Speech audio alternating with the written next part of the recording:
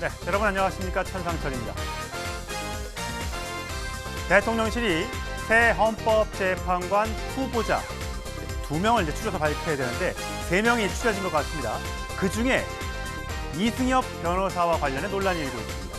이 변호사는 이재명 대통령의 공직선거법 위반과 위증교사, 불법 대북 송금 사건 변호를 맡아온 인물이라 논란이 예상되고 있는데 야당은 헌재 장악 시도다 이렇게 주장한 반면에 대통령실은 어떤 게 도대체 이해 충돌인지 아직 결정도 되지 않았다, 이해가 안 된다 이렇게 해명하고 있습니다.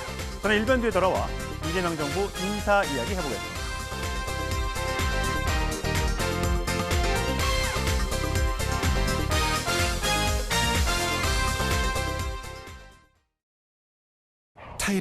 타이레놀 빠른 걸로 주세요. 통증에 15분 만에 빠르게 두통 발열에 타이레놀 500. 타이레놀 근육통에 오래 가는 걸로 주세요. 반은 빠르게, 반은 8시간 내내. 근육통에 타이레놀 ER. 타이레놀. 한여름에 스웨터라니. 스타일 때문에? 더위를 안 타나? 스웨터라 시원해서 아이선 스웨터. 여름에 상식을 바꾸다 아이더. 잇몸 관리요? 인사돌 먹고 있죠. 인사도 잇몸 속부터 꽉 잡아주는 느낌이 좋아요. 좋아요. 잇몸이 편안하니까 선택을 잘했죠. 인사돌 스위스 품목허가 획득. 역시 인사돌이죠. 관절이 나를 움직이게 한다. 10년 후가 기대되는 관절엔 아나파렉틴. 지속 가능한 관절, 관절엔 아나파렉틴. 네, 뉴스탑10과 함께해 주실 뉴스 고수 4분 소개합니다.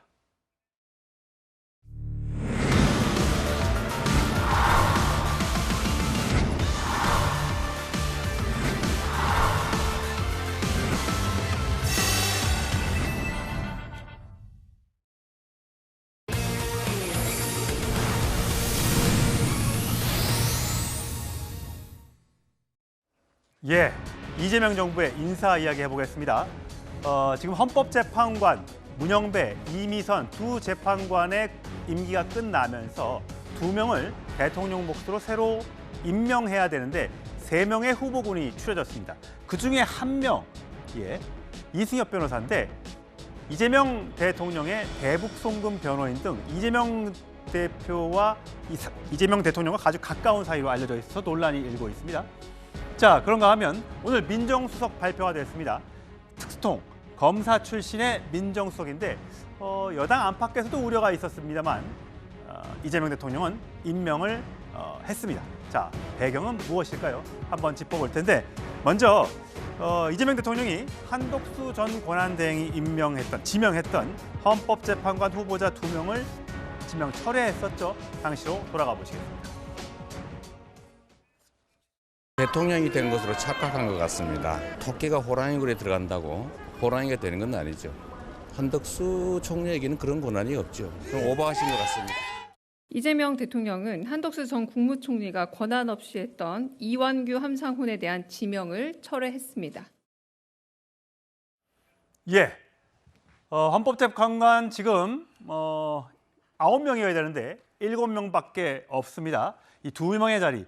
원래는 이제 윤석열 대통령이 임명하는 자리였는데 탄핵으로 임명할 수 없게 되면서 이재명 대통령이 임명하게 되었습니다. 자, 김진욱 전 대변인. 자, 다음. 그래서 이 2명의 후보를 추려야 되는데 이 3명의 후보가 지금 올라가 있는 상태예요. 오영준 서울고법 부장판사, 위광하 서울고법판사, 그리고 이승엽 변호사 판사 출신입니다. 자, 보면 23기, 29기, 27기인데 이승엽 변호사 굉장히 젊고요. 이재명 대통령의 여러 재판을 함께 해온 변호사, 법조인으로 알려져 있습니다. 지금 오늘 이제 언론에 공개된 내용들을 대통령실에서 일부 확인한 부분이 있는 건데 이번에 지금 공석이 된 헌법재판관 2명에 대한 지명 권한은 대통령에게 있는 것이고 그렇습니다. 그 대통령의 권한에 대해서 지금 인사를 검토 중인 것으로 확인이 되고 있습니다. 3명 중에 2명이 될지 아니면 또 추가적으로 더 다른 분들까지도 지금 검토하고 있다라고 얘기하니까 최종적인 인사는 아니다라는 걸 전제로 그렇죠. 지금 말씀을 드려야 될 것 같은데요. 3명 중에 2명이 될 가능성이 있다라는 얘기입니다. 3명 중에 2명이 될 가능성이 좀 높아 보인다라고 하는 것인데 저 3분 중에 어느 2분이 최종적인 대통령의 지명을 받게 될지는 이제 좀 봐야 될 부분이 있는 것 같고요. 그중에서 지금 이제 논란이라고 지금 말씀이 나오는 이승엽 변호사에 관련돼서도 이승엽 변호사가 지금 이재명 대통령과 관련된 재판에 참여한 변호인단인 건 맞습니다. 그러나 지금 이승엽 변호사 같은 경우에는 판사 출신이시고요. 또 헌법재판연구관 출신이시기 때문에 상당히 이 헌법 관련된 지식이 해박한 분으로 알려져 있는 것도 또 사실입니다.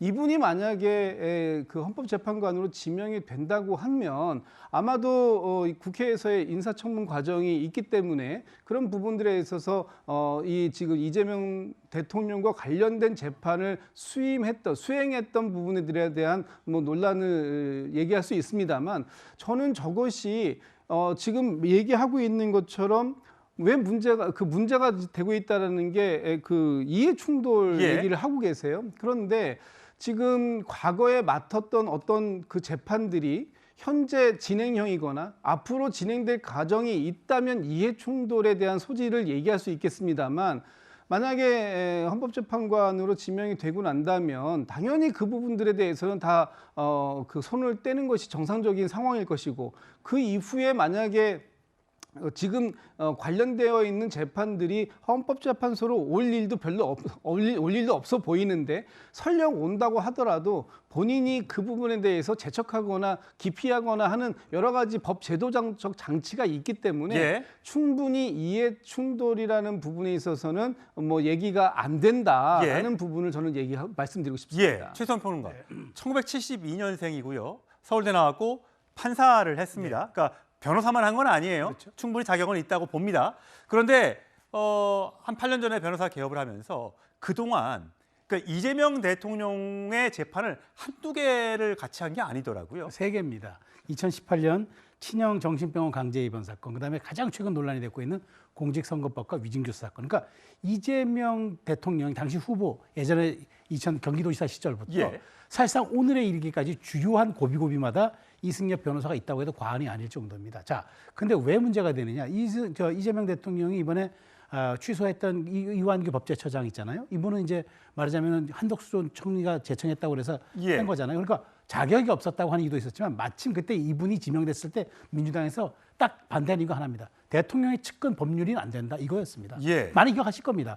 그런데 지금 되돌아놓고 보면은 이 3분 중에 바로 이승엽 변호사는 이재명 대통령의 측근 변호인입니다. 그 이완규 법제처장이 그렇죠. 윤석열 전 대통령이 징계받았을 때 담당 변호인이었던 거죠. 변호인단 대리인이었어요. 그러니까 비슷한 궤적입니다. 그러니까 그때는 그래서 반대해서 안 됐는데 지금은 이승엽 변호사는 된다.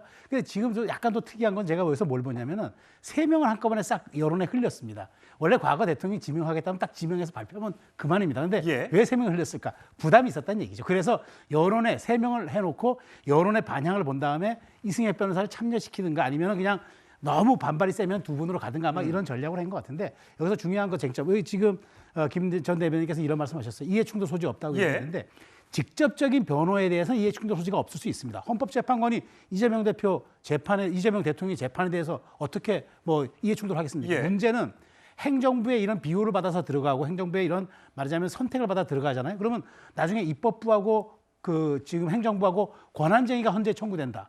그러면 객관적 판단할 수 있겠습니까? 이렇게 행정부의 거의 전폭적 지원을 받아 들어가게 되면 객관적 판단 못하죠. 그러면 중립성에 문제가 생기기 때문에 이해충돌의 얘기가 있다고 하는 건데 마치 이것을 이재명 대통령의 재판이 올라올 경우에 재척 사유를 하면 된다라고 하는 것은 너무 말하자면 우회하는 그런 논리고요. 제가 보기에 이 부분은 아마 여론의 반향이 굉장히 부적절하다고 크게 나오면 전 철회할 가능성도 있다고 봅니다. 만약 여론에서 부정적인 반응이 나왔을 때 철회한다면 그것도 이재명 대통령이 아마 새로운 인사 스타일이 될 것 같습니다. 자, 이재명 대통령의 변호인 헌법재판관 검토에 대해서 국민의힘에선 반발이 쏟아져 나오고 있습니다. 나경원 의원, 단순한 보훈 인사를 넘어간 방탄 보신 인사다. 장동혁 의원, 사법개혁이 아니라 사법부 힘 빼기 통한 방탄이다. 김기현 의원, 헌재 대통령 개인 방탄하는 하청 로펌 아니다. 송원석 의원, 명백한 이해 충돌이 발생한 헌정 농단이다. 자, 여러 반응들, 강도 높은 비판이 쏟아지고 있습니다. 자, 김동원 대변인, 네. 국민의힘의 공식 반응은 뭡니까? 명백한 이해 충돌로 보고 있습니다. 그러니까 이게 지금 이해 충돌이 없다, 그럴 걱정 안 하셔도 된다라고 얘기를 했는데요. 이게 지금 공직선거법도 그렇고 쌍방울 대북송금도 이승엽 변호사가 관여를 한 걸로 제가 알고 있습니다만은 이것이 여기서 끝나는 게 아니라 이 헌법 소원으로 넘어갈 가능성이 저는 매우 높다고 봅니다. 근데 헌법 소원은 헌재가 헌법 소원을 다루는 최종 상급신임입니다. 그러니까 이 지금 공직선거법이라든가 쌍방울 대북송금 이것이 헌법 소원이 이어지고 위헌법률 심판 제청이 펼쳐지는 마당에서는 그렇습니다. 변호사가 판사를 하는 격이라고 그 가능성을 일축을 할 수가 없는 상황입니다. 그러니까 그 같은 사안을 두고 변호하는 사람이 이제는 법복을 입고 헌재의 재판관이 된다라고 하면 어떻게 이해 충돌이 없을 수가 있겠습니까? 그래서 국민의힘의 보는 시각은 이해 충돌 그리고 뭐 사법부 힘 빼기 지금 세 분의 얘기를 다 소개를 해주셨습니다만은 이것이 지금까지의 이재명 대통령의 인사 저는 뭐 기본적으로 긍정적으로 봅니다. 이를 하여튼 열심히 하겠다 그리고 검증된 사람을 쓰는 거 이것은 저는 뭐 긍정적으로 봅니다만은 바로 이승엽 변호사를 이렇게 세 명의 슬쩍 끼워 놓아서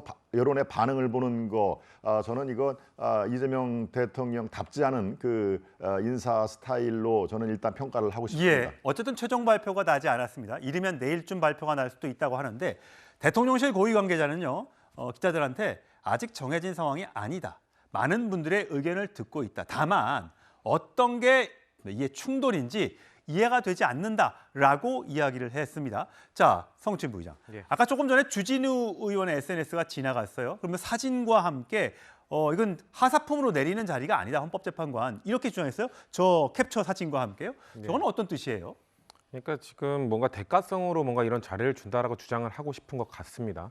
그러면서 이완규 법제처장을 헌법재판관으로 임명했을 때 당신들도 비판하지 않았느냐 이런 논조를 하고 싶은 것 같은데 어떻게 지금 이 상황에서 이완규 법제처장과 이 이승엽 후보자도 아니죠. 지금 이승엽 변호사를 직접 비교할 수 있죠. 그 지금 이재명 대통령과 이승엽 변호사가 이 의뢰인과 변호사의 관계 이외에 사적 관계가 있나요? 그러니까 지금 사실 변호사는 의뢰인과 돈으로 맺어진 계약 관계입니다. 예. 그 이외에 사적 관계가 있다면 거기서 이해 충돌이라든지 사적 관계 때문에 공적인 판단을 그르칠 수 있다라는 비판이 있을 수 있는 거죠. 이완규 법제처장 단순히 법제처장으로만 임명받은 것이 아니라 46년 동안 윤석열 대통령과 대학 동기, 연수원 동기 계속해서 그리고 비상계엄 다음 날 그 안가 회동이라고 일컬어지는 최측근들이 모여있던 그 장소까지 갔던 사람입니다. 그 사람에 대해서 헌법재판관으로 임명을 하는 것과 어떻게 사적 관계가 아닌 그 돈으로 비즈니스 관계로 맺어졌던 변호사를 임명하는 게 뭐가 문제라는 거죠. 그리고 심지어 임명도 안 됐고요. 그리고 만약에 임명이 됐다. 그럼 이해 충돌에 관한 문제 그런 것들은 인사청문회 과정에서 한번 붙어보면 되는 겁니다. 예. 이런 것들이 문제되지 않겠냐. 이런 거에 대해서 어떤 입장을 갖고 있냐. 본인이 갖고 있는 그런 관계 때문에 변호사와 의뢰인의 그 관계 때문에 헌법재판관으로서 이런 거에 대해서는 어떤 판결을 내릴 것이냐. 이런 것들을 하나하나 따져보면서 인사청문회를 통해서 국민들께 이분이 적절한 사람인지를 아닌지를 증명하는 절차가 있음에도 불구하고 벌써부터 국민의힘은 뭔가 너무 침소봉대하고 있다는 느낌이 강하거든요. 그러니까 과거도 아니죠. 작년에도 뭔가 이 마은혁 재판관 후보자라든지 이런 사람들이 인사청문회에 들어가지 않고 나중에 뒤늦게 비판의 대열에 나서지 않았었습니까? 이번에도 마찬가지입니다. 혹시나 이승엽 변호사가 지명이 된다 한다면 인사청문회 자리에 나와서 그런 것들에 대해서 국민들 앞에 심판을 받고 한번 말씀을 드려보는 게 저는 적당한 절차다, 제대로 된 절차라고 말씀드리고 싶습니다. 예. 최성훈 평론가 그런 것도 있어요. 사실 이번에 국회에 당선된 민주당 의원들 중에는 이재명 대통령의 변호를 맡았던 여러 가지예요.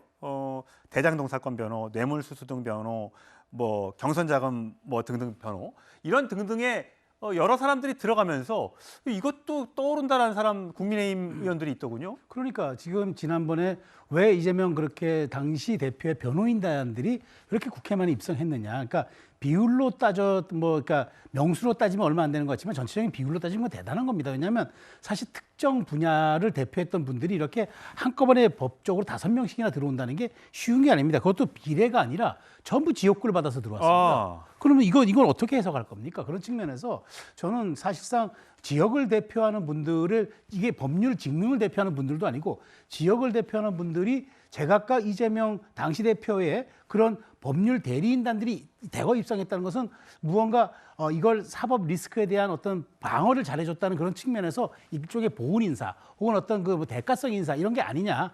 전 전리품 하사품 이런 얘기까지는 안 하겠습니다. 왜냐하면 이분들도 국민의 심판을 받고 어쨌든 투표로서 선출된 분이기 때문에 네. 저는 존중은 합니다만은 그렇지만 그런 기회조차 부여받지 못했다는 많은 사람들을 생각하고 그다음에 이분들이 당선된 지역구는 또 거의 민주당 후보 계열들이 잘 당선되던 그런 손쉬운 지역구였기 때문에 그런 합리적 의심이 드는 거죠. 이런 연장선상에서 지금 이승엽 변호사의 문제도 제기가 되는 겁니다. 예. 그러니까 밖에서 이런 것들이 이 윤석열 정부와 비할 수 없다라고 이런 단순 논리로 치환할 것이 아니라 왜 이재명 대통령의 당시 이런 측근들과 이런 분들이 이제 이너서클로서 들어오는 과정에 왜 이렇게 그 그러니까 사법 논리를 변호했던 변호인들이 많은지 이걸 사실 국민들은 궁금해하는데 예. 더더군다나 다른 건 몰라도 재판관까지 그 과정에 거친 분들이 입성한다 그러면은 저는 특히나 이번 얼마나 재판소를 둘러싸고 국론이 양분됐습니까? 이재명 대통령이 아무리 정치를 잘해도 헌법에 대해서 객관적인 평정심을 이룰 경우에는 저는 이 문제가 좀 달리 해석될 수 있다고 말씀드리는 겁니다. 김진욱 전 대변인, 반론 기회를 드리면 이재명 대통령이 같이 한번 일을 해보니까 일을 잘하더라. 그래서 지역구에 가서도 또는 어떤 그 자리에 가서도 잘할 것 같아서 그래서 공천을 받고 아니면 또 그것도 공천도 어쨌든 절차라는 게 있으니까 그 과정을 통과해서 왔기 때문에 문제가 없다. 이런 입장이신가요? 당연하죠. 공천은 사천과 다른 겁니다. 개인적으로 나눠줄 수 있었다라고 지금 보시는 것 같은데 국민의힘의 공천은 사천이었습니까? 시스템의 공천이라고 얘기하시잖아요. 민주당의 공천도 마찬가지입니다. 민주당도 정해진 규정에 의해서 경선까지 치르고서 다 당선되신 분들이기 때문에 이분들에 대해서 과거 이재명 대표 시절 이재명 대통령과 어떤 인연이 있고 그 이재명 대통령과 관련되어 있던 이 재판들의 변호인을 했다라는 활동이 그것이 어떤 다른 이 제약의 이유가 된다라는 부분은 오히려 역차별이 될 수밖에 없는 겁니다. 그리고 이분들 중에서 지금 뭐 박균택 의원이나 이건태 의원, 뭐 양분남 의원 이분들 이번에 굉장히 많이 활동들을 보여주셨고 예. 이 과정들 속에서 그 당원들 또 국민들에게 높은 평가를 받으신 분들이에요. 본인들의 역량이 있고 법률적인 역량 그런 모든 것들이 지난 12.3 비상계엄 이후에 여러 가지 법률적으로 당에서 도움이 된 부분들인데 이 부분에 대해서 마치 그 이재명 대통령이 대표 시절에 사천의 느낌으로 그냥 뭐 나눠준 것이다 이런 식으로 프레임을 씌우는 것 자체가 맞지 않고 예. 특히 이번에 아직 지금 임명도 되지 않은 그 변호사에게 그분이 지금 뭐 마치 이미 다 그 내락이 되고 또 지명이 된 것처럼 해서 이렇게 공세를 퍼붓는 것 이것도 너무 과도하다. 예. 일단 이런 말씀을 드리고 싶습니다. 어제 한 언론을 통해서 그 부분이 보도가 됐고 오늘 많은 언론들이 그 부분에 대해서 문제 제기를 하면서 이 논란이 이제 확산하고 있는데 대통령실의 발표를 한번 지켜보도록 하시죠. 자, 그런가 하면 오늘 이재명 대통령이 수석 비서관 3명의 인사를 단행했습니다. 함께 들어보시죠. 이재명 대통령은 오늘 대통령실 수석급 주요 인사를 임명했습니다. 오광수 수석은 검찰 출신으로 뛰어난 추진력과 인품을 두루 갖추어 검찰 안팎에서 두터운 신망을 받고 있습니다. 특히 이재명 대통령의 검찰개혁의 철학을 깊이 이해하고 있는 인사입니다. 검찰개혁에 대한 대통령의 의지를 뒷받침할 것입니다. 예, 오늘은 3명의 수석비서관을 임명을 했는데 우상호, 4선의 우상호 전 의원, 정무수석, 홍보수석의 이규현 전 JTBC 대표이사, 그다음 민정수석의 오광수 변호사, 이 3명 중에 가장 관심이 가는 사람은 오광수 변호사인데 검찰 출신입니다. 특히 특수부 검찰 출신입니다. 그러면서 뭐 검찰 개혁하겠다더니 또 특수통 검사를 쓰는 거야? 그럼 과거 윤석열 검찰총장 떠오르는 거 아니야? 라는 비판이 당 안팎에서 제기가 됐습니다. 그 목소리 들어보시죠. 대통령 선거 끝나고 나서 거론되는 민정수석 인사가 그 친윤 검찰들이 환호할 그런 인사로 보여져서 그건 사실이 아니길 바랍니다. 윤석열, 윤대진, 박영수 이런 그 등과 중수부에서 같이 근무했던 인사는 좀 굉장히 위험한 인물이다. 저는 박은정 의원의 말을 굉장히 심각하게 받아들여야 된다고 봅니다. 평가 세평이나 이런 걸 잘 보고 절대 누구의 어떤 솔깃하게 집어넣는 그런 정보를 믿으면 안 될 것 같아요. 예, 성우진 부의장. 성균관대 법대를 졸업했고 대구지검장을 거친 현재는 지금 변호사 활동을 하고 있습니다만 26년간 검찰에 있었습니다. 검찰 개혁해서 하겠다고 했는데 이 검찰 출신 또 쓰는 게 맞느냐? 게다가 하필이면 윤석열 전 대통령이 생각나는 특수통 검사가 웬 말이냐?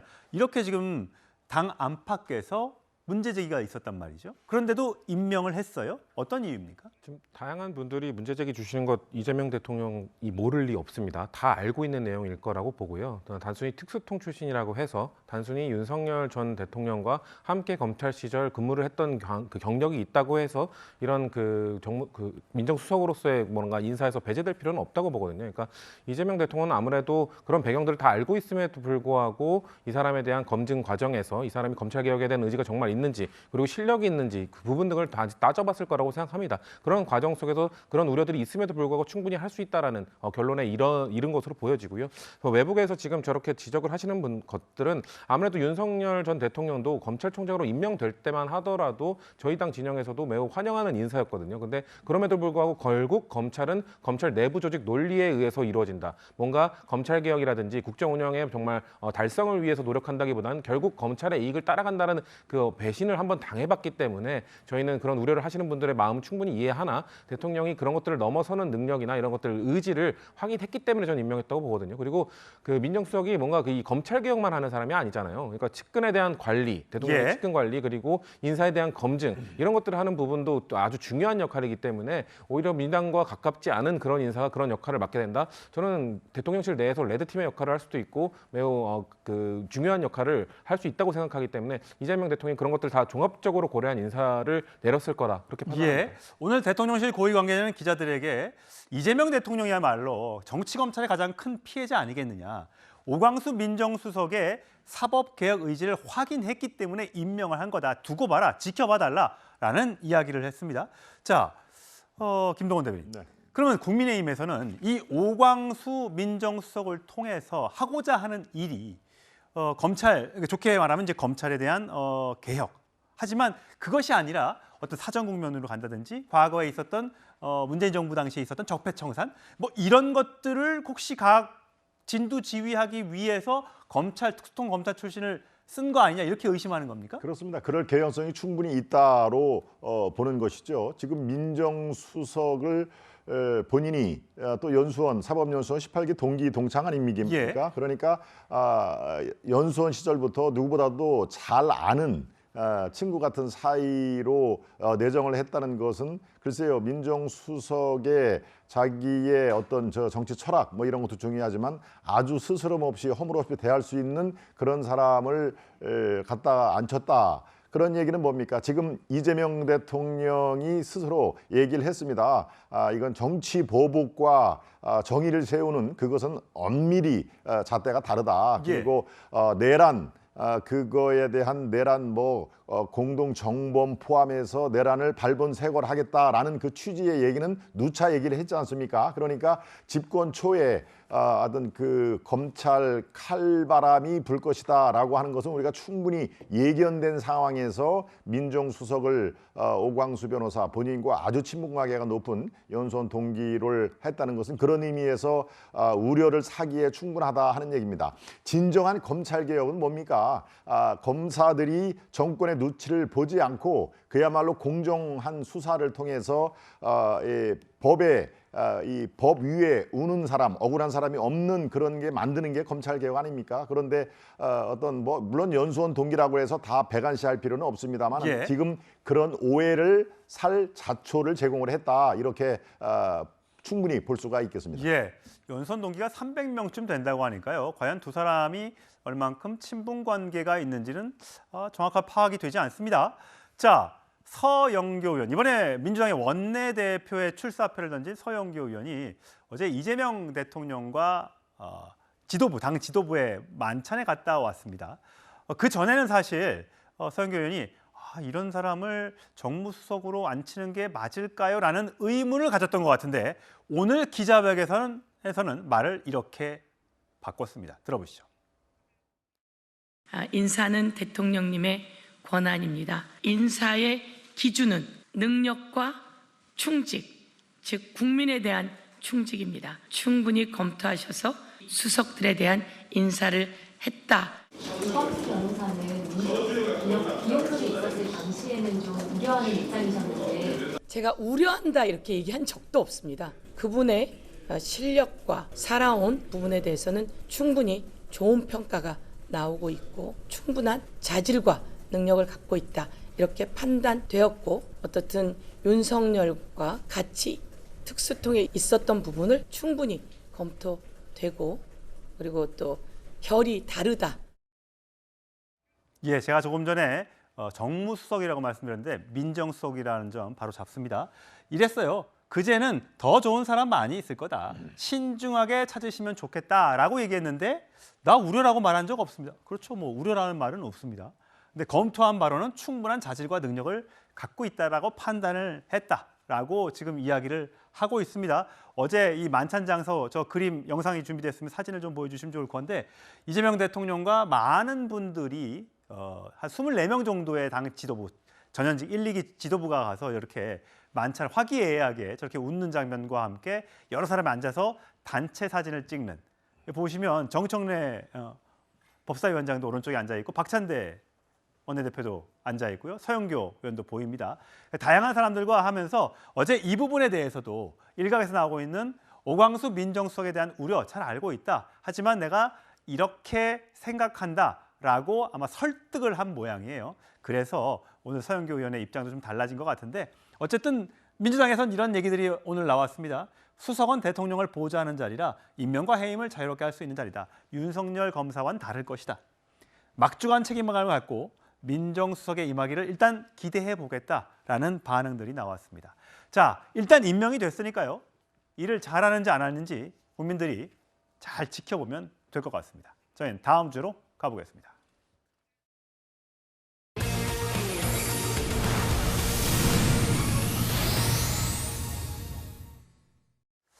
예, 지금 이재명 정부가 출범한 지 며칠 안 됐습니다. 국민의힘에서 공세에 나섰습니다.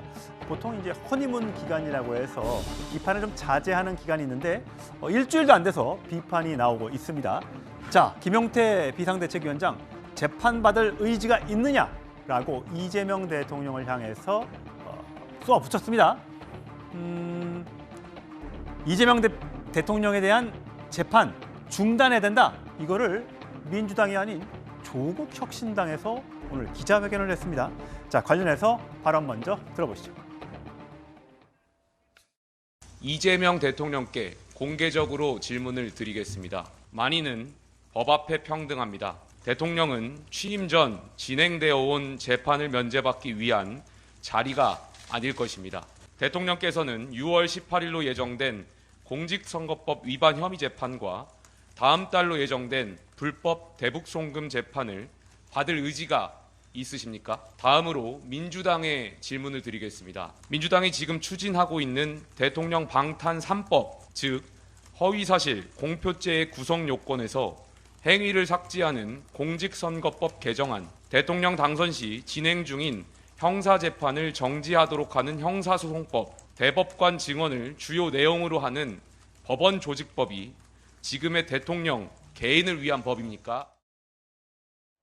예, 김진욱 전 대변인. 이재명 대통령의 재판들이 6월 18일부터 24일 7월 달까지 몇 가지가 지금 쭉 있습니다. 자, 여기에 대해서 재판 받으실 거냐 안 받으실 거냐 답을 해달라. 라고 얘기했습니다. 어떻게 보셨어요? 이 부분을 왜 이재명 대통령에게 묻죠? 그 재판에 대한 소송 지휘권은 사법부에 있는 것 아닙니까? 그렇다면 사법부에 이재명 대통령과 관련된 재판을 진행할 것이냐 말 것이냐를 물어야 되는 거 아닙니까? 이건 저는 뭐 번지수가 잘못된 질문이다라고 일단 보고요. 대법원에 물어봐야 된다. 대법원에 묻든 아니면 담당 지금 재판부에 묻는 것이 맞는 것 아닙니까? 그것이 어떤 이 재판을 이 피고인이 재판을 받지 않겠다라는 의무를 가지고 있는 건 아니잖아요. 뭐 재판을 지금 진행해야 할 여부는 사법부에 있다. 대법원이든 뭐 담당 재판부든 여기다가 물어보시는 것이 맞겠다. 거기에 의지가 있는 것, 의지를 확인하는 것이 맞겠다라는 게 첫 번째고요. 두 번째는 지금 이제 그 헌법 84조에서 규정하고 있는 것처럼 대통령으로 재직하는 동안 내란죄와 외환죄를 제외하고 형사상의 소출을 받지 아니한다라는 부분에 대해서 저는 이제까지 해석의 논란이 있을 이유가 전혀 없다고 생각하고 있는데 지금 국민의힘에서는 이 부분에 대해서 지속적으로 문제 제기를 하고 있으니까 이 헌법 84조가 규정하고 있는 헌법 정신이 무엇인가? 대통령 지위에 있는 동안 대통령직의 안정적 수행, 국정의 안정적 운영, 이 부분에 대한 보장이 반드시 필요하다라는 것이 이 헌법 84조의 헌법 정신이라고 한다면 이 부분에 대해서 자꾸 불명확하다라고 얘기를 하는 부분들이 계시니까 그럼 명확하게 형사소송법을 개정해서 확실하게 하겠다라는 부분을 가지고 지금 민주당이 법안을 제출해 놓은 상태입니다. 여기에 더해서 지금 조국혁신당에서도 지금 이번에 1730만 표라는 압도적인 그 역대 최대의 그 국민들의 지지를 받고 당선된 이재명 대통령이 대통령의 직무에 충실할 수 있도록 지금 헌법에서 보장되어 있는 규정대로 대통령에 대한 재판을 중지해야 된다라는 부분을 지금 요구하고 나온 거예요. 그 부분에 대해서 저는 형사법 개정안에 대해서 조국 혁신당도 찬성하겠다라는 입장을 밝힌 것으로 이해하고 있고 이 부분에 대해서 큰 문제가 저는 있을 것이 없다. 이것은 명확성의 원칙을 다시 한번 형사소송법을 통해서 확인하는 것이다. 이렇게 보고 있습니다. 헌법 84조 여러분들 뭐 많이들 알고 계시죠? 재직 중 형사상의 소출을 받지 아니한다. 내란 또는 외환의 죄를 빼고는. 자, 소추가 기소에 할 때 소추냐 아니면 재판을 받는 그 과정에서의 재판도 포함되느냐. 이게 지금 논란이 되고 있는데 이재명 대통령 과거 이렇게 얘기했었습니다. 들어보시죠. 헌법 84조 어떻게 해석해야 하는지 논란이 있긴 한데요. 여기에 대해서 후보님의 조금 더 구체적인 입장. 만사 때가 되면 그때 가서 판단하면 됩니다. 말씀드린 것처럼 법과 상식, 국민적 합리성을 가지고 상식대로 판단하면 되죠. 사실 이 문제를 가장 먼저 제기했던 사람이 한동훈 전 국민의힘 대표죠. 저희 채널A에 나와서 이렇게 얘기했었습니다. 논란이 할 게 사실 없습니다. 헌법 84조는 명확하게 소추만 정지된다고 하고 있어요. 당연히 재판은 진행되는 겁니다. 그러니까 법원 입장에서 만약에 헌법 84조를 이상하게 해석해서 만약에 누가 대통령이 되면 5년 동안에 모든 재판을 스톱한다? 그럼 공범들 재판도 진행되고 다 할 텐데요. 그런 선택을 저는 법원이 할 수 없다고 봅니다. 왜냐하면 헌법 84조는 명확하기 때문이에요. 최수영 평론가. 이낙연 고문도 이렇게 오늘 SNS 글을 올렸더라고요. 형사소송법을 기괴하게 바꾸려는 것은 헌법만으로도 대통령 재판이 중지된다는 주장에 자신이 없기 때문이다. 대통령 불소추 특권은 취임 전 범죄에 적용되지 않는다. 소추와 재판은 별개라는 것이 헌법의 전제다. 한동훈 전 대표와 같은 논리를 펴네요. 그렇습니다. 자, 헌법의 84조에 이걸 명시해놨잖아요. 그러면 이것을 바꿀 수 있는 건 또 헌법밖에 없는데 그렇습니다. 사실 그 하위직인 법률을 통해서 형사소송법 개정안을 통해서 이 헌법을 사실은 무력화시키는 것 아닙니까? 헌법을 바꾸는 것은 오직 헌법밖에 없는데 헌법을 바꿀 수가 없으니까 개헌 사항이고 이건 너무 나간다고 또 그 야당이 반발하고 국민적 저항이 있을 것 같으니까 이걸 하위법인 법률을 통해서 바꾼다? 뭔가 이거는 앞뒤가 뒤밖에 없고 이거는 모순된 거잖아요. 더더군다나 우리 헌법 11조 1항은 딱 이렇게 돼 있습니다. 모든 국민은 법 앞에 평등하다. 딱 이렇게 아주 정확하게 명시하고 있습니다. 그렇다면 과거에 대통령이 당선돼서 대통령으로서 그 범죄가 나왔을 때 그것은 당연히 외환하고 내란 빼고는 전부 그건 소추가 안 되는 거죠. 근데 과거에 있었던 거, 특히나 막 이제 재판을 그 판결을 앞두고 있는 것, 이런 것까지 다 5년간 그럼 정지한다? 저는 이거는 사법부가 단위 개별 재판부가 판단해야 될 문제인데, 이거를 입법부가 법으로 규정해서 사법부를 옥죄고 사법부의 발목을 잡는 거고 손목을 묶는 거잖아요. 이거는 앞뒤가 바뀐 거다. 그런 측면에서 지금 이런 지적들이 뼈아픈 건데, 사실 저는 이 정권 초기에 이런 동력들로 저는 이재명 대통령의 국정 100일이 상실될까 봐 저도 우려됩니다. 그래서 이런 부분들은 이재명 대통령이 후보 시절에 한 말처럼 국민의 상식선에서 판단하면 될 문제 같습니다. 예. 자, 이 여러 가지 논란, 여기에 대해서 민주당도 오늘 즉각 반응을 내놨습니다. 들어보시죠. 국민의힘은 정녕 이재명 대통령이 없으면 혁신도 못하는 당이 된 것입니까? 국민의힘의 혁신은 없고 이재명 대통령에 대한 비난만 난무했습니다. 대통령이 국정을 돌보지 말고 재판만 받으라는 말입니까? 재판은 헌법에 따라 정지되어야 합니다. 김용태 비대위원장은 국민의힘이 국민에게 다시 인정받으려면 무엇이 문제인지 진지하게 성찰하고 찾으십시오. 국민의힘의 적은 외부에 있지 않습니다. 국민의힘 먼저 성찰해라. 이번 선거에서 왜 졌는지 돌아봐라. 라는 반응이 나왔습니다. 자, 이번에 대선 후보를 내지 않았던 조국혁신당, 이재명 대통령의 당선에 크게 기여했다라고 지금 얘기를 하고 있죠. 자, 오늘 긴급히 기자회견을 열어서 대통령의 재판을 즉각 중단하라라고 촉구했습니다. 그 배경이 뭘까요? 먼저 들어보시죠. 대통령이 취임 이전 재판 중인 사건이나 재임 중 수사나 고발에 사사건건 휘말리면 국정 운영은 마비될 것입니다. 형사 사건에서 기소와 재판, 즉 소추는 한 몸입니다. 불소추 특권이 기소에만 해당된다는 주장은 법비들의 말장난입니다. 역대 최대 득표로 당선된 이재명 대통령을 재판정에 묶어두고 국민 주권 정부의 발목을 잡으려는 사술입니다. 예, 성춘 부의장.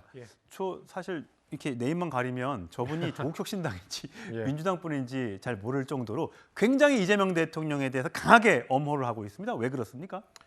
글쎄요, 뭐 저는 그 평소에 이런 불소추 특권에 대한 생각을 갖고 계신 걸 이야기한 거라고 보고요. 그러니까 저기 말했죠. 그러니까 저 김선민 대표가 말한 게 이번에 1,720만 명이 넘는 주권자들이 선택을 한 겁니다. 그러니까 이재명 대통령이 재판을 받고 있는 것도 알고 있었고 이 재판이 어느 정도까지 진행된 것도 모두 다 알고 있는 상태에서 선택을 한 겁니다. 저는 오히려 김용태 비대위원장이 묻고 싶은 게 그러면 1,720만 명이나 넘는 주권자들의 선택을 지금 재판을 진행하면서 어떻게든 이걸 또 더 되돌린다거나 아니면 중지시킨다거나 이렇게 해야 된다는 걸 그걸 진정 바란다는 겁니까? 그러니까 지금 국정 아까 어떤 패널께서 지금 초기 100일 매우 중요하다고 말씀하셨는데 초기 100일 동안 우리가 산적해 있는 과제들을 해결할 게 얼마나 많습니까? 민생 안정, 외교 우리가 해결해야 할 게 너무 많음에도 불구하고 이런 것들을 재판을 들락날락하면서 이런 것들을 소비해야 된다는 겁니까? 그렇기 때문에 저는 이 헌법 84조에 대한 해석은 사실 이번에 처음 논란이 있었던 게 아니라 2017년 대선 때도 당시 홍준표 후보도 재판을 받고 있었기 때문에 논란이 됐었고 그때는 입장이 달랐죠. 반대였습니다. 근데 그걸 봤을 때 그때와 지금의 입장만 비교해 보더라도 뭔가 헌법 84조에 대한 해석은 분분할 수 있다입니다. 그러면은 이번에 좀 명확히 하는 게 좋지 않겠는가? 왜냐하면 주권자들께서 그걸 알고 있음에도 판단을 내려줬으면 저는 재판에 중지되는 게 맞다고 보고요. 그런 거에 대해서 국민의힘이 끝까지 동의를 해주지 않는다면 어쩔 수 없이 형사소법 개정을 통해서 이거를 명시화하는 게 필요하기 때문에 저희가 진행을 하는 것이지 그 헌법 정신에 가장 좋은 거는 헌법 정신을 여야가 합의를 해서 이거는 맞다, 이건 중지되는 게 맞다라고 합의해서 형사소법 개정 없이 넘어가는 게 가장 좋죠. 근데 지금 김용태 비대위원장이 저는 입장으로 봤을 때는 민주당 입장에서는 뭐 조국혁신당이 됐든 다른 정당들 여기에 동의하는 정당들과 함께 형사소송법 개정만큼은 추진할 것이다. 아마 대법관 증언법이나 이런 것들은 이재명 대통령이 또 막지 않았습니까? 너 이렇게 속도 낼 필요 없다라고 하면서 다른 것들에 대한 속도 조절은 있을 수 있습니다만 형사소송법 개정은 재판을 중지하는 거에 대해서는 재판부, 사법부에 혼란이 있을 수 있기 때문에 이건 빠르게 처리하는 게 맞다고 봅니다. 예. 조국혁신당 개별재판부의 선의 기다리지 말아야 한다고 했고요. 정청래 법사위원장은 이른바 재판중지법 6월 12일쯤 통과될 걸로 알라. 예, 그럼 돌아오는 이번 주에 통과가 될 것이다 라고 이야기를 하고 있는데 국민의힘에서는 반발을 하고 있죠. 그런데 아까도 말씀드렸다시피 조국 혁신당이 당대표 권한대행까지 나와서 저렇게 기자회견까지 자처해서 대통령의 재판은 중단돼야 한다라고 이야기하는데 분명히 배경이 있을 것 같은데 아직까지 그 배경은 정확하게 알려지지 않고 있습니다만 신장식 조국 혁신당의 의원의 발언을 빌어서 한번 추측을 해보면 어떨까 싶습니다. 들어보시죠. 조국 혁신당 당원들이나 지지자들 입장에서는 당연히 그런 바람을 가질 수 있죠. 김문수 정권 하에서 조 대표님이 빨리 만날 수 있을 거다라고 생각을 할 수는 없잖아요. 검찰 독재를 그 희생자들을 이번 대선이 끝나고 난다면 검찰 독재의 희생자들을 제자리로 돌려놓는 것이 굉장히 중요하다. 그게 모든 것들이 제자리로 돌아가는 풍경 중에 하나일 것이다. 차기 정부 대통령의 몫입니다. 예, 김동원 대변인. 네. 예, 저 화면에 있는 저 프로필 사진이 정경심 전 교수가 올렸다가 지금은 삭제했다고 합니다. 저것과 오늘 조국 혁신당이 재판을 중단해야 된다라고 얘기한 것과 관련이 있다고 보십니까? 네, 저는 전적으로 연관이 있다라고 판단이 듭니다. 달리 해석될 뾰족한 뭐가 있겠습니까? 이제 이재명 대통령의 세상이 됐지 않았습니까? 이른바 입법, 사법, 행정을 다 통솔할 수 있는 그런 가장 강력한 대통령으로 우리 앞에 지금 서 있는데요. 지금 조국 혁신당의 당원들뿐만이 아니라 지금 조금 전에 나왔던 그분들의 염원은 바로 지금 영어의 몸이 돼 있는 조국 전 대표. 조국 전 대표가 나오기를 기대를 한 것이죠. 당연히. 그러니까 지금 민주당에서 가장 이 처리를 하고 싶은 상황이 바로 지금 재판 중지법 아니겠습니까? 그것을 거들어 주고 그다음에 조국 혁신당 우리가 지금 가장 원하는 거 뭔지 알지? 이것을 좀 해주세요라고 하는 주고받기식이라고 표현을 해도 좋고요. 이것은 미루어 짐작하는데 충분히 그럴 가능성이 있고요. 제가 한 가지만 더 추가로 말씀드리겠습니다. 이재명 대통령이 경제도 살리겠다 모든 것을 다 아주 당당하게 지금 외치고 있지 않습니까? 좋습니다. 저는 이재명 정권이 조기에 어떤 그 개혁의 탄력을 받아서 초기에 안착하는 것을 바라고 있습니다. 그것이 대한민국을 위하는 것이니까요. 그런데 유독 저렇게 본인이 연관된 재판을 중지한다. 이거 당당하지 못합니다. 대통령은요. 헌법과 법률에 의해서 상대적으로 불이익을 당해서도 안 되지만 특권, 특혜를 누려서도 안 됩니다. 만인 앞에 모든 사람이 평등한 거 아니겠습니까? 요거 하나만 봐더라도 정정당당하게 내가 6월 18일 날 선거에 재판에 임하겠습니다. 라고 한번 해볼 것을 권유를 합니다. 그러면은 이재명 정권의 어떤 초기 개혁에 대한 동력 이것은 정말 국민들께서 다 박수를 치실 겁니다. 예, 조금 전 김동원 대변인이 언급했던 이재명 대통령이 사법부를 통솔할 수 있다. 이런 발언은 개인적인 의견이고 사실 삼권 분립의 나라에서 그럴 수는 없겠죠. 어쨌든 조국 혁신당이 기대하는 것은 조국 전 대표의 사면 복권일 수 있겠으나 민주당에서는 그에 대해서 이런 방구도 꺼낸 적은 없다는 점 명확하게 하면서 저희는 다음 주로 가겠습니다.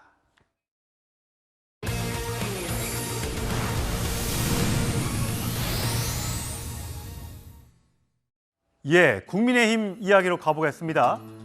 김문수 전 대선 후보 서초동에서 모습이 포착됐는데 하필 그 앞에서 윤석열 전 대통령을 지지하는 집회가 열리고 있었습니다. 그래서 집회에 온 거 아니야? 라는 여러 가지 의혹들이 제기되는데 김문수 전 후보 측은 아니다라고 선을 그었습니다. 자, 김문수 전 후보, 윤석열 전 대통령과 참 선을 그었다가 또 긋지 않았다가 말들이 많았었죠. 과거로 한번 돌아가 보시죠.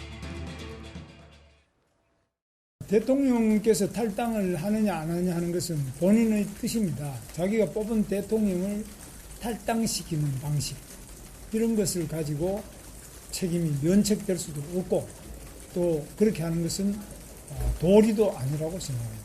그 윤석열 대통령께서는 이미 우리 당도 아니고 이미 탈당을 하셨습니다. 제가 논할 문제가 아니라고 생각합니다. 예, 김직 전 대변인. 서초역 7번 출구를 올라오고 있는 김문수 전 후보 옆으로 태극기 성조기를 든 윤석열 전 대통령 지지자들이 보입니다. 저건 우연하게 올라갔다 우연하게 서초역에 내려서 버스를 갈아타고 병원에 가는 길이었다라고 해명을 했는데 어떻게 해명을 들으셨어요? 뭐 해명대로 우연이겠죠. 근데 우연인 듯 우연 아닌 듯처럼 보이기 때문에 문제가 이제 되고 논란이 되는 거 아니겠습니까? 김문수 후보께서 평상시에 윤석열 전 대통령과의 관계를 명확하게 그었었다면 아마 저 자리는 그냥 병원 가는 길에 계단을 올라가는데 만난 사람들이다라고 얘기할 수 있겠지만 지난 대선 과정 중에서 보여줬던 모습은 그렇지 않았던 부분이 있기 때문에 저 옆에 있는 사람들이 마치 김문수 후보가 윤 어게인 집회에 참여하는 것으로 인식하고 있었던 것처럼 보이게 만들었던 것. 이것도 어차피 어떻게 보면은 김문수 후보가 초래했던 부분일 수도 있겠다라는 생각이 들어서 저것이 이제 우연인 듯 우연 아닌 듯이라고 제가 말씀드렸습니다만 그만큼 지금 김문수 후보의 입장은 아직까지도 명확하지 않다라고 보여지는 겁니다. 앞으로 김문수 후보가 모르겠습니다. 국민의힘의 어떤 당권에 도전할 가능성이 열려 있는지 모르겠습니다만 그렇다면 지금부터라도 김문수 후보는 앞으로 좀 입장은 명확하게 해야 될 필요가 있다. 12.3 비상계엄에 대한 부분도 그렇고 윤석열 전 대통령의 탄핵에 대한 부분도 그렇고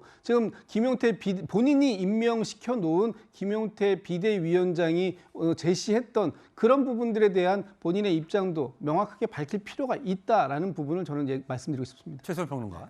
아직 김문수 전 후보는 당권에 도전하겠다라는 말을 하지 않았고 뭐 쓰레기통 등등을 언급하면서 그렇게 얘기하는 거는 좀 문제가 있는 것 같다라는 뉘앙스의 발언을 했는데 저렇게 어쨌든 우연의 일치라고 하더라도 저런 장면에 포착이 된다는 것은 그러면 만약에 당권에 도전한다고 가정했을 때 윤심 이런 것들을 안고 가겠다 뭐 그런 뜻으로 해석할 수도 있는 겁니까? 좀 미묘한 사진을 해석하는 제가 룰 하나 말씀드릴게요. 현행 국민의힘 당대표 경선 룰은 당원 80에 민심 20입니다.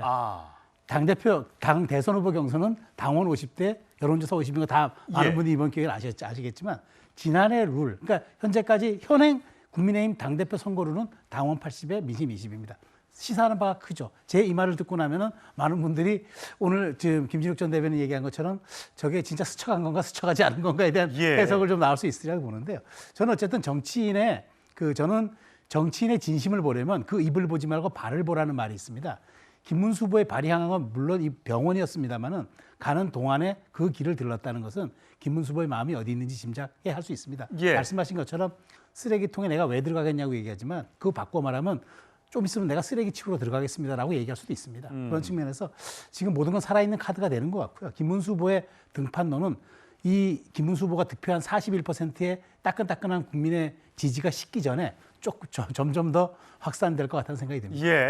그래도 김문수 전 후보의 집에서 낙성대역까지 가서 거기서 지하철을 타고 서초역에 내려서 마을버스로 갈아타고 강남에 있는 한 병원으로 갔다. 그 동선이 굳이 왜 거기로 갔을까? 굳이 집회가 열리고 있는 그 시간에 갔을까라는 걸 놓고 해석이 이제 분분한 건데, 자, 본인이 임명했던 김용태 비대위원장 오늘 기자간담회에서 9월 달에 전당대회를 하도록 준비하겠다. 그 얘기는 나는 물러날 생각이 없다라는 이야기로 들립니다. 오늘 여러 가지 개혁 방안에 대해서 얘기했습니다. 들어보시죠.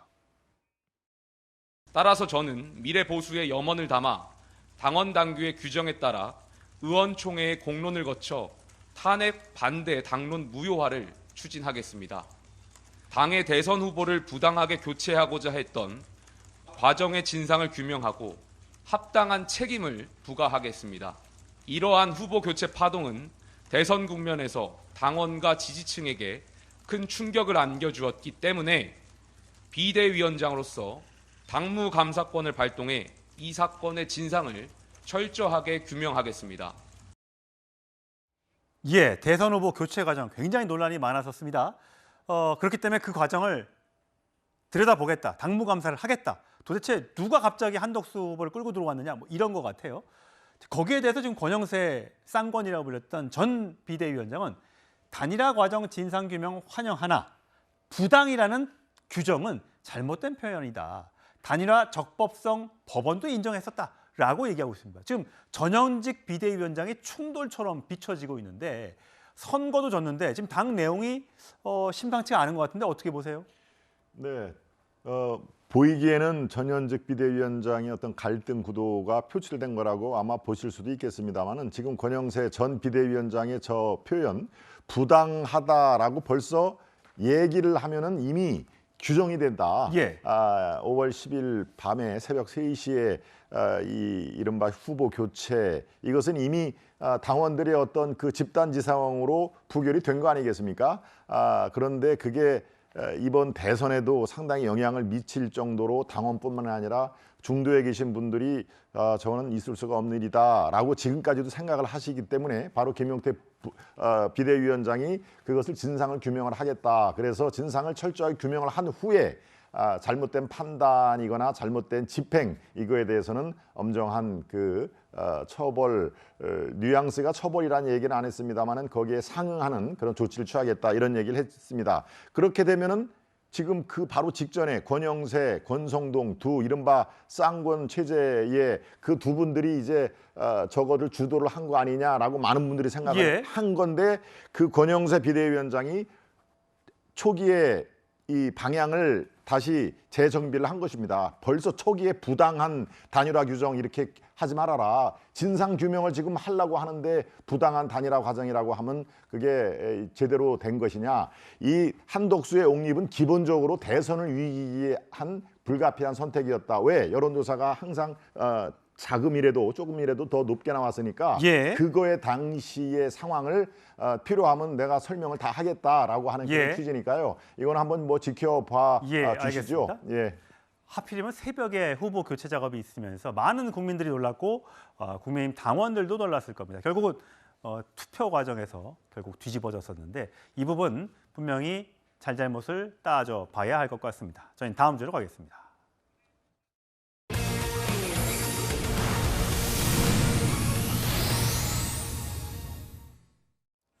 홍준표, 이준석, 홍준표 이 두 정치인에 대한 이야기를 좀 해보겠습니다. 홍 전 시장은 정계 은퇴를 선언했습니다만 계속해서 SNS 글을 올리고 있지요. 자, 일단 먼저 홍 전 시장의 음성, 과거입니다만 돌아가 보시죠. 지난 30년간 여러분의 보살핌으로 참 훌륭하게 그리고 깨끗하게 정치 인생을 오늘로서 졸업하게 돼서 정말 고맙습니다. 이제 시민으로 돌아가겠습니다. 자연인으로 돌아가서 좀 편하게 살도록 하겠습니다. 성신부장, 편안하게 살고 싶다라고 얘기했습니다만 그냥 SNS가 매일 올라와서 사실 정계를 떠났는지 여부는 잘 모르겠어요. 일단 오늘은 그래요. 오늘 올린 글은 하와이에 있는데 오늘 올리니까 참 시차도 있는데 레민 같은 사이버 보수 정당 청산돼야 어느 정당인지 얘기하지 않았어요. 어쨌든 레민 같은 사이비 보수 정당. 그다음에 어제는 후보 강제 교체 이거 정당 해산 사유다. 자, 지난 4일에는 국민의힘은 병든 수필이가 불태워 없애야 된다라고 이야기를 했고요. 오늘 또 하나는 저 두 번째 줄 보수 진보 청년 통합으로 새 시대 준비해야. 자, 저건 무슨 뜻입니까? 뭐 복합적인 의미를 갖고 있겠죠. 청년 통합이다. 왠지 그 대선 과정에서 이준석 후보를 또 공개 지지했기 때문에 이준석 후보를 중심으로라고 할 수도 해석할 수도 있고 다양하게 해석될 수 있다는 것을 알고 올린 겁니다. 그러니까 홍준표 전 시장은 예전부터 이제 SNS의 단어 하나하나가 어떻게 해석되는지 때로는 중의적으로 해석되는 것 그것도 다 즐기는 분이기 때문에 저런 청년이란 단어를 굳이 넣은 것도 역시나 정치적 목적에 의해서 올리신 걸로 보여지고요. 역시나 저는 홍준표 전 시장 정계 은퇴한 거 아니라고 생각이 들고요. 왜냐하면 작년에도 사실 SNS와 관련돼서는 하루에 한 번 거의 그 한동훈 전 대표를 비판하는 글을 올렸다가 그게 또 아주 논란이 되니까 앞으로 안 올리겠다고 한 이틀 참았다가 다시 올리기 시작했거든요. 이번에도 마찬가지입니다. 정계 은퇴하겠다고 하셨다가 글을 한 잠깐 안 올리시다가 바로 또 올리기 시작하셨고 본인 성격상 못 참으세요. 그리고 정계 은퇴라는 게 국민의힘에서의 정계 은퇴다라고 뭐 측근에 의해서 밝히기도 했기 때문에 만약에 지금 저는 그럴 가능성이 참 없다고 봅니다만 친윤 세력들이라든지 홍준표 전 시장이 계속 지적했던 보수 국민의힘 내부에 있는 건세를 누렸던 사람들의 후퇴라든지 은퇴라든지 이런 것들이 만약 이루어진다. 그러면 홍준표 전 시장은 돌아올 수 있죠. 내가 얘기했던 국민의힘과 지금의 국민의힘은 다르다. 예. 아까 김문수 후보가 지금 전당대회 나가는 건 쓰레기장으로 가는 거라고 했지만 쓰레기 치우러 가신다고 말씀하신 예. 것처럼 홍준표 전 시장도 마찬가지입니다. 아마 왜 복귀했냐, 은퇴하는 번복하는 거 아니냐 하면은 아마도 홍준표 전 시장은 뭐 DJ도 복귀했는데 나라고 못하냐 이런 말씀하시지 않을까 예. 생각이 들고요. 그렇기 때문에 홍준표 전 시장은 그냥 국민의힘 밖에 안에서의 정치를 관둔 것이지 밖에서 지금 활발하게 정치를 하고 계시다. 저는 그렇게 생각합니다. 어쨌든 뭐 홍준표 전 시장이 이번 달 안에 들어온다고 하니까 들어와서 어떤 정치적 행보를 가는지 지켜보도록 하시죠. 가장 기다리고 있는 것은 이준석 의원일 수 있을 것 같습니다. 같이 관련된 발언 들어보시죠. 돌아가는 꼴을 보니까 정말 대표님 빈자리가 너무 커 보입니다. 더 이상 이 당에서 못하겠다. 대선 중에 이렇게 자리를 비우시면 어떻게 합니까 저희가? 그거야 이준석 대표가 이제 알아서 하겠지. 그러니까 이 정도 합시다. 예. 내가 갔다 올게. 대표님.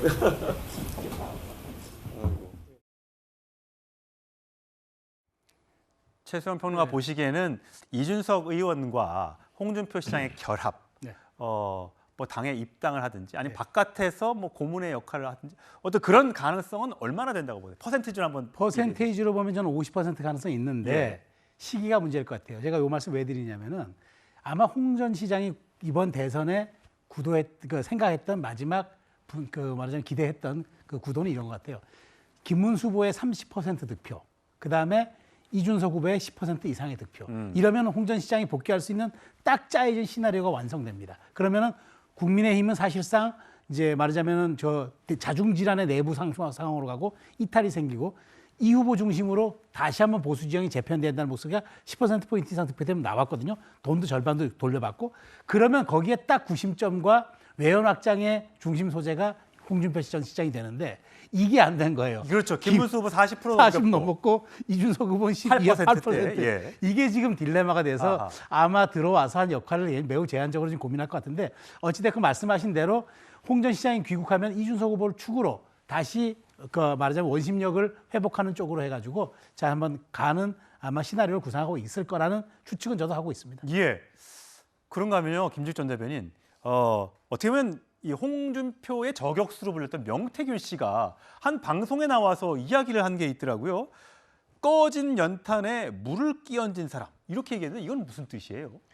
글쎄요, 지금 이제 연탄이라는 표현도 그 옛날 표현이고 예. 꺼진 연탄에 물을 끼얹었다라는 표현 이게 이제 꺼진 연탄이 어느 정도의 열기를 갖고 있냐에 따라서 그 물을 끼얹었을 때 효과는 달라집니다. 예. 어느 정도 그 열기가 있다고 했을 때 물을 끼얹으면 연기 수증기라는 예. 게 발생되는 것이고 완전히 꺼진 연탄에 물을 끼얹으면 그냥 물 묻은 연탄이 되는 거예요. 지금 어떤 상태를 얘기하고 있는지 정확하게 모르겠습니다만 지금 명태균 씨가 홍준표 전 대구시장에게 몇 번의 SNS를 통해서 경찰 조사받아야 되니까 빨리 들어오세요. 막 이런 부분들도 있었거든요. 그런 표현을 보면 아마도 이 홍준표 전 대구시장이 지금 다른 곳에 관심을 둘 때가 아니다라는 쪽으로 얘기를 하고 싶었던 게 아닌가. 저는 개인적으로 그런 또 해석도 들 것 같습니다. 예, 알겠습니다. 자, 이준석 의원 이야기를 또 해볼게요. 이준석 의원 40대 기수론을 들고 나왔습니다만 이번에 아쉬운 득표율을 기록했죠. 유튜브에서 그래도 가장 많이 본 영상들을 많이 올렸다고 합니다. 먼저 이준석 의원의 목소리 들어보시죠. 윤석열과 김문수에게 투자하는 한 표는 미래를 못 바꿉니다. 그 표가 오히려 사표입니다. 이준석을 뽑는 표가 가장 선명하게 변화를 지향하는 한 표입니다. 선명한 변화를 선택하시면 그 변화의 기록은 영원히 남아서 미래의 씨앗이 됩니다. 여러분 과감하게 저 이준석에게 투자해 주십시오. 투자해달라. 유튜브 저희 톱10 안 보시는 분들 구독, 좋아요 눌러주시고 이 보면 이게 좋아요, 구독수는 성적순이 아니잖아요. 뭐 그런 것 같아요. 이재명 대통령이 압도적인 득표율을 기록했습니다만 영상 조회수, 유튜브 조회수는 이준석 의원이 9,420만 뷰로 이재명 대통령의 한 3배 정도가 됩니다. 득표율은 이렇게 차이가 나는데요. 아무래도 젊은 사람들이 유튜브를 많이 봐서 그런 걸까요?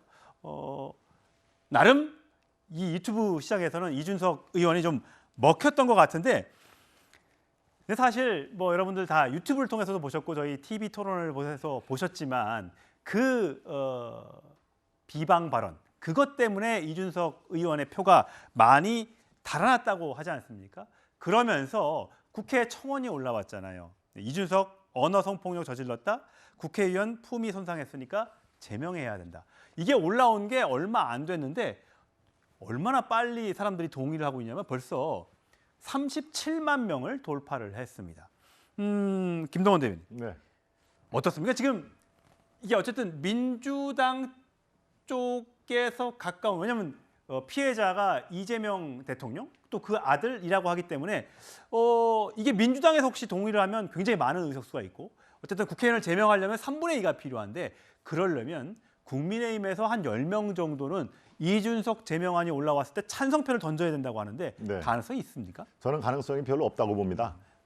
뭐 10명 정도가 이제 이른바 이탈표로 해서 민주당 쪽으로 가담을 해야 이 3분의 2가 채워질 텐데, 글쎄요, 저는 이준석 의원이 지난 그 대선 TV 토론 과정에서 적절치 않은 발언으로 해서 실제로 표가 상당히 줄어드는 것은 많은 분들이 공감을 하실 텐데, 그렇다고 해서 그것을 이준석 제명을 바로 민주당에서 추진을 한 것도 민주당이 적절치 않은 행동이었다. 물론 뭐 대선에서 압도적인 그 1위를 차지를 해서 이재명 대통령이 됐습니다만은, 글쎄요, 저렇게 국회의원 품위를 손상했다고 해서 바로 제명으로 맞불을 짓는 거, 그것은 이재명 당시 후보와 민주당에서도 감정적인 그런 것들이 먼저 나오지 않았나. 품위와 어떤 그 인격, 그리고 상대방에 대한 공격, 이것은 또 이재명 지금 대통령이 이전을 돌아보면은 그런 예. 것들이 여러 개 나올 겁니다. 그러니까 알겠습니다. 역지사지를 생각을 하면은 이 지금 이준석 3위로 지금 그 마감을 했습니다마는, 글쎄요, 이 청원 이것이 민주당 쪽에서 가담을 하고 이게 수치가 아무리 올라선다 치더라도 국회에서 사실상 제명이 강행 처리가 될 가능성은 저는 높지는 않다, 이렇게 예. 제가 판단하고 있습니다. 예.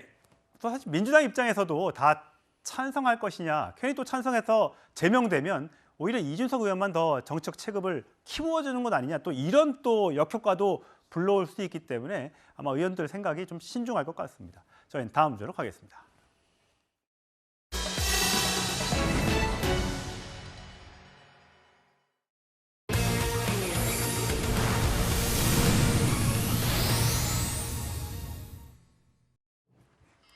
너 학벌도 안 좋지? 요즘에 이렇게 학벌 관련돼서 발언들이 나오는지 모르겠습니다. 인천시의회 현직 시의원이 기사 댓글에 이런 표현을 써가면서 누리꾼들과 설전을 벌여서 논란을 빚고 있습니다. 자, 임주혜 변호사 나오셨어요? 어떤 얘기입니까, 이게? 한 누리꾼이 5일에 이제 SNS에 한 글을 올리게 됩니다. 그 글의 내용을 보면 이준석 의원이 학벌은 좋을지 모른다. 하지만 이 선거에서의 성적표는 결국 그 결과로 보는 것인데, 이 민주주의의 선거에서의 결과표는 이런 내용을 담은 글을 올린 겁니다. 그러니까 공부는 잘했을지 모르지만 선거 득표율은 8%대에 그쳤다, 뭐 이런 뜻인가요? 그렇죠. 선거에서 결국 어쨌든 승리하지 못했기 때문에 이제 이런 부분을 학번과 연관지어서 올린 글에 이 이단비 시의원이 단 댓글이 좀 문제가 되고 있습니다.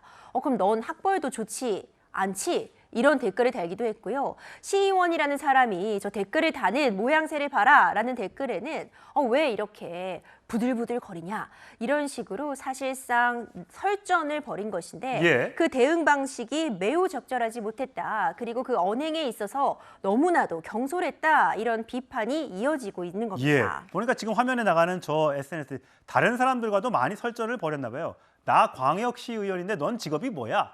나 변호사인데 너 직업이 뭐야? 뭐 등등의 얘기를 했고요. 너 인생 좀 정상적으로 살아. 뭐 이런 등등의 좀 굉장히 질 낮은 얘기를 하고 있는데, 그걸 사과했어요? 사과는 했습니다. 이제 이단비 시의원은 변호사로 일하다가 지금 광역의원 시의원으로 활동을 하고 있는 상황인데요.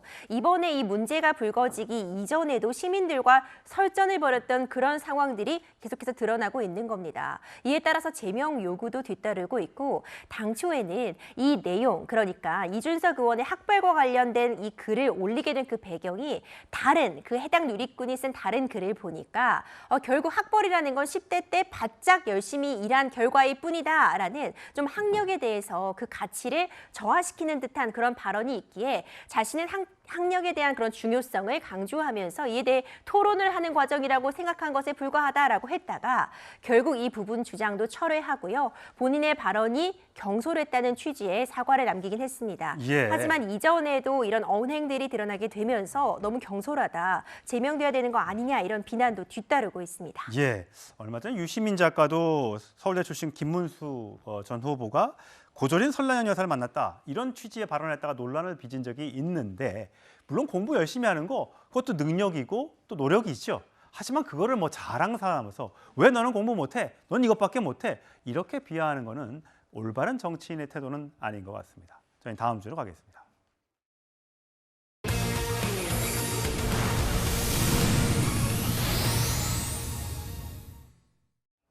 예, 트럼프 대통령의 최측근이었던 일론 머스크 이제 완전히 갈라진 것 같습니다. 그러면서 등장하고 나오는 사람이 장녀 이방카일까요? 자, 이 얘기를 좀 해보겠습니다. 예, 어떤 얘기인가요, 임주혜 변호사? 우리가 보고 싶은 공연이 있다거나 꼭 관람하고 싶은 그런 경기 있으면 가장 가까운 사람과 함께하게 그쵸, 되잖아요. 지금 보시는 두 영상 비교해 보시면 좋을 것 같습니다. 트럼프가 UFC 관람을 함께했습니다. 이 다나 화이트 UFC 회장도 굉장히 오랜 이 트럼프 대통령의 측근으로 알려져 있는데 이 회장도 함께 동행을 했지만 옆자리에 누가 있느냐를 좀 보면 좋을 것 같아요. 예. 이 최근에 지난 7일 트럼프 대통령이 이 UFC를 관람했는데 이 옆자리에 바로 맏딸 이방카와 함께 한 겁니다. 예. 그런데 이전의 화면과 좀 달라진 점이 있어요. 지난해까지만 해도 이 트럼프 요거죠? 그렇죠. 딸이 이방카가 같이 갔어요. 그렇죠. 최근에. 이번에는 바로 옆자리에 이방카가 딱 붙어 있는 거 보실 수 있죠. 예, 지난 봄 얼마 안 됐어요? 4월인가? 뭐 그랬던 것 같은데. 지난 5월에 예, 5월. 있었던 UFC 경기에서는요. 이방카가 아니라 그 옆자리 바로 머스크가 함께했던 겁니다. 그런데 이번에는 이제 저 검은 양복이 일론 머스크군요. 왼쪽 뒤쪽에. 그렇죠. 보이시죠? 왼쪽에 이제 머스크가 있네요. 예. 함께 있었는데 이 옆자리를 머스크에서 이방카로 바꾼 이 모습이 지금 현재 일론 머스크와 트럼프 대통령 관계 완전히 단절되었다. 이런 이야기 나오고 있으니까 가장 이 부분을 극적으로 보여주고 있는 두 비교 화면이 아닌가 이런 이야기 나오고 있습니다. 예. 뭐 어쨌든 여러 설전을 간 끝에 최근에 나온 건 이것입니다. 머스크와는 끝났다. 대단한 마약 중독자. 야, 이거 마약 중독자까지라는 얘기가 나오고요. 가장 재밌는 결과가 발생할 가능성이 있어. 두고 봐. 이건 뭐 전쟁 수준인데요. 사실 한때는 정말 가까운 사이지만 이렇게 마음이 상하면 남보다 못한 정도가 아니라 서로 폭로전을 이어가고 있는데요. 지금 트럼프 대통령 머스크와는 완전히 단절을 좀 선언하고 있는 것 같습니다. 저렇게 은퇴할 때 얼마 전에 황금 열쇠까지 선물로 줬는데. 그렇죠. 하지만 그 이후에는 비난을 좀 이어가고 있는데 이제 뭐 마약을 한 것으로 의심이 된다는 취지의 발언도 했다고 전해지고 있고요. 만약 트럼프가 민주당에 후원을 한다면 결코 가만히 있지 않을 것이다라는 취지의 발언도 했습니다. 머스크도 사실 만만치 않아요. 최근에는 본인 SNS를 통해서 트럼프 대통령이 이 어떤 성범죄를 저질렀다는 그런 게이트에 그 명단에 올라 있다라는 취지의 글을 올렸다가 삭제하기도 했거든요. 예. 이 삭제한 것이 어떤 관계 변화의 물꼬를 트기 위한 노력이 아니냐라는 이야기도 있지만 예. 또 가장 재미난 결과가 곧 발생할 것이다라는 글을 다시 올려서 뭔가 트럼프 대통령에 대한 폭로 이어가는 것 아니냐는 이야기도 힘을 얻고 있습니다. 지금 저 빨간 차가 테슬라가 안 팔리니까 트럼프 대통령이 사준 차거든요. 한 억대 관련된 고가의 차량인데 저것도 지금 팔든지 기부하든지 뭐 이렇게 해서 뒤끝 장렬이다라는 이야기가 지금 돌고 있습니다. 자, 두 사람 극적으로 화해를 할까요? 아니면 영원히 남남이 될까요? 아까 딸 이방카 얼굴 보이는 거 보니까 역시 피는 물보다 진한 것 같습니다. 저희 다음 주로 가겠습니다.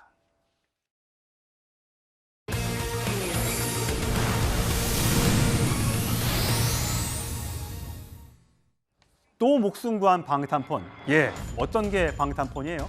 삼성전자 휴대폰 이야기입니다. 본인을 이제 군인이라고 밝힌 이 이용자가요. 삼성전자 우크라이나 홈페이지 제품 리뷰란에 글을 옮기게 된 건데요.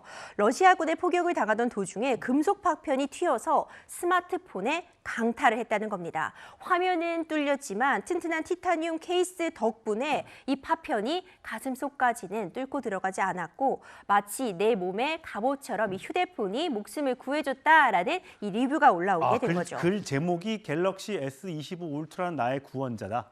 그러면 그 목숨을 구한 폰이 그 삼성의 최신 폰 갤럭시 S25 울트라라는 얘기군요. 그렇습니다. 이게 출시된 지 얼마 안 됐어요. 올 초 출시된 신형폰인데 이 이용자도 3개월밖에 이용하지 않은 새 휴대폰이었다고 합니다. 3주. 3주밖에 이용하지 않았던 것이군요. 완전 새 거예요. 정말 새 거였는데 보시면 왼쪽 윗부분에 완전히 관통한 거 보이시죠? 예. 그런데 이 휴대폰이 안에가 티타늄 재질로 되어 있어서 이 유리창, 이 화면은 뚫렸지만 이 안에는 티타늄으로 막을 수 있어서 그렇군요. 가슴까지는 뚫고 들어가지 않았던 겁니다. 근데 이거 말고 또 있다면서 옛날에 더 있다면서요. 예전에도 있었습니다. 이 정도면 진짜 방탄폰이라는 이름 붙일 수 있을 것 같은데 2022년도에도요. 우크라이나 병사 한 명이 엎드린 채 몸을 엄폐하고 있었는데 그때 군인 주머니에서 스마트폰이 등장했습니다. 스마트폰 보면 지금 완전히 훼손된 부분 딱 들어가 보이시죠? 있는 총알이 박혀 있는 모습까지 확인이 됩니다. 이 가슴에 꽂혀 있던 휴대폰이 총알을 막아준 덕분에 목숨을 구할 수 있었습니다. 예.